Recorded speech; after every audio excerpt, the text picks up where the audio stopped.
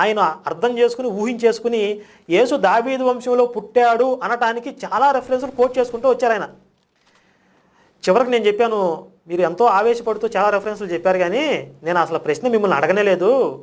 దావీదు వంశంలో పుట్టినవాడు ఇశ్రాయేలీయులకి రక్షకుడు అవుతాడు, రాజు అవుతాడని ఉంది బైబిల్లో. వాళ్ళ చేతిలో చచ్చిపోతాడని లేదు.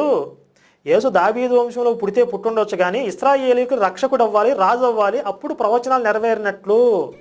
కానీ యేసు ఫెయిల్ అయ్యాడు కదా, ఇశ్రాయేలీయులకి రాజు అవ్వలేదు కదా, వాళ్ళని రక్షించడంలో ఫెయిల్ అయ్యాడు కదా. ఇది నేను అడిగింది.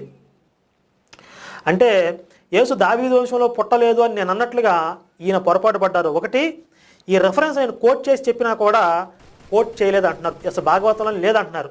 2 విషయాలు. ఇప్పుడు వీటిని పట్టుకుని నేను కూడా మిమ్మల్ని ఇష్టం వచ్చినట్టుగా కామెంట్లు చేయొచ్చు, ఎగతాళి చేయొచ్చు, కానీ నాకు ఆ ఉద్దేశం కాదు. పొరపాట్లు జరగటం సహజం.